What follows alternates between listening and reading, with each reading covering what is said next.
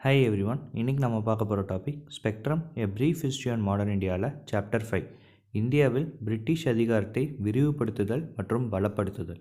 நாம் முந்தைய வீடியோவில் பிரிட்டிஷுடைய ஏகாபத்திய வரலாறு பற்றியும் பிரிட்டிஷ் இந்தியாவை தற்செயலாகவா இல்லை வேண்டுமென்றே கைப்பற்றியதா அப்படிங்கிறதையும், இந்தியாவில் பிரிட்டிஷ் காலத்தின் ஆரம்பத்தை பற்றியும் இந்தியாவில் பிரிட்டிஷுடைய வெற்றிக்கான காரணத்தை பற்றியும் பார்த்தோம்.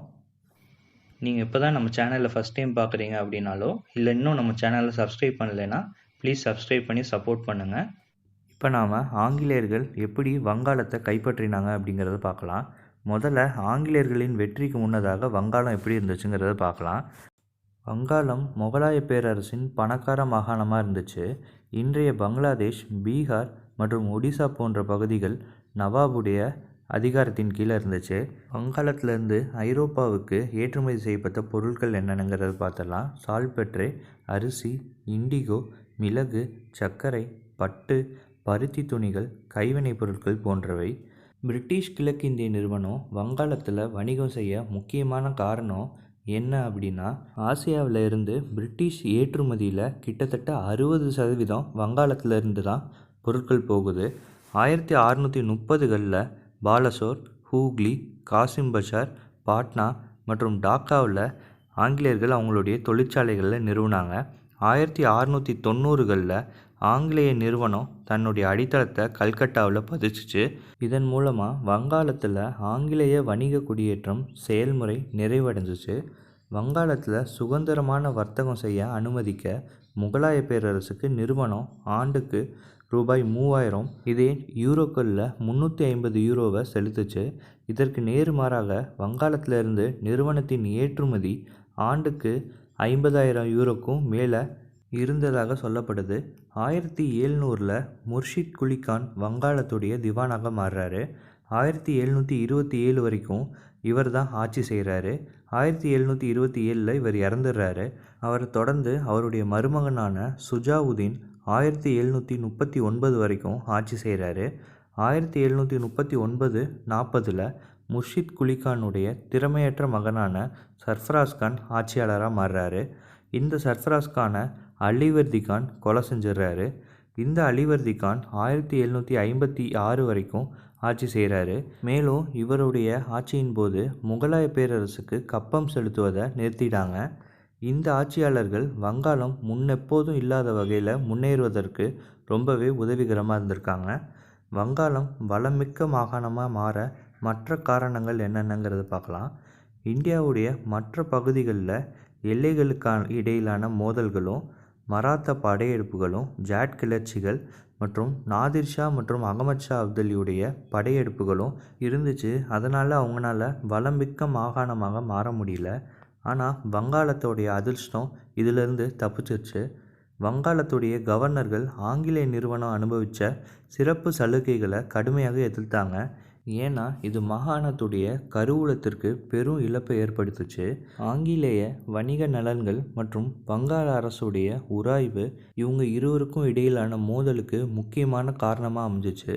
1757 முதல் 1765 வரையிலான குறுகிய காலத்தில் அதிகாரம் வங்காள நவாபின் கையிலிருந்து படிப்படியாக பிரிட்டிஷுடைய கைகளுக்கு மாறினதை காண முடிஞ்சிச்சு. அடுத்ததாக நாம் அலிவர்தி கான் மற்றும் ஆங்கிலேயர்களுக்கு இடையிலான பிரச்சனையை பற்றி பார்க்கலாம். 1741 பீகாருடைய துணை ஆளுநரான அலிவர்தி கான் வங்காளத்துடைய நவாபான சர்ஃபராஸ் கானை கொலை செஞ்சிடறாரு. கூடவே முகலாய பேரரசரான முகமது ஷாவுக்கு பெரும் தொகையை செலுத்தி வங்காளத்தின் புதிய சுபேதராக மாறுறாரு. அலிவர்தி கான் 15 ஆண்டு ஆட்சி செய்கிறாரு. மராட்டியர்களை எதிர்த்து போர் செய்கிறாரு.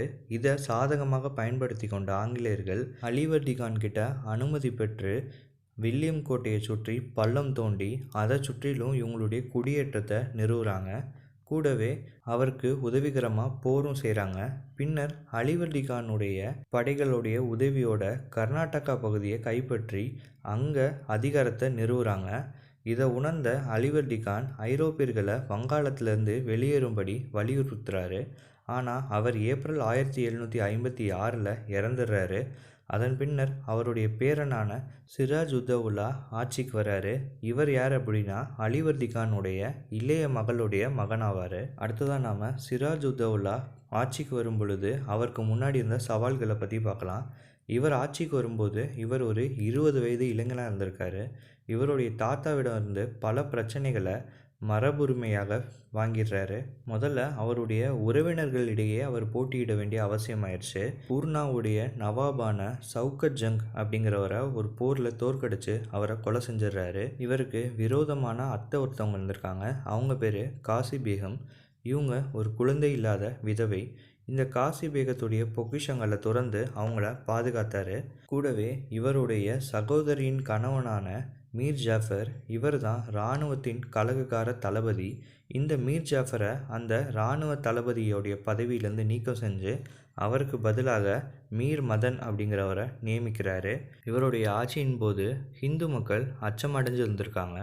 இவருடைய அரசவையில் ஒரு குழு ஆதிக்கம் செலுத்தி வந்திருக்கு. அந்த குழுவில் இருந்த நபர்கள் யார் யார் அப்படின்னா ஜகத் சேத், ஓமிசன், ராய்பல்லா, ராய்துர்லா, இவங்க எல்லாமே இவருக்கு எதிராக தான் இருந்திருக்காங்க. ஒரு காஷ்மீரி அதிகாரியான மோகன்லால் அப்படிங்கிறவர்கிட்ட ஒட்டுமொத்த நிர்வாகத்தையும் இவர் கொடுத்துட்றாரு. கிட்டத்தட்ட அவர் ஒரு பிரதமர் போலவே இயங்கி வந்திருக்காரு. நாம் அடுத்த வீடியோவில் பிளாசே போரை பற்றியும் மீர் காசிம் மற்றும் 1760 நடந்த ஒப்பந்தத்தை பற்றியும், பக்சர் போரை பற்றியும், அலகாபாத் ஒப்பந்தத்தை பற்றியும், வங்காளத்தில் இரட்டை அரசாங்கம் 1765 முதல் 72 வரைக்கும் இயங்குனதை பற்றியும் பார்க்கலாம். நீங்கள் இன்னும் நம்ம சேனலை சப்ஸ்கிரைப் பண்ணலைன்னா சப்ஸ்கிரைப் பண்ணி சப்போர்ட் பண்ணுங்கள். இந்த வீடியோவை முழுமையாக பார்த்ததுக்கு ரொம்ப நன்றி.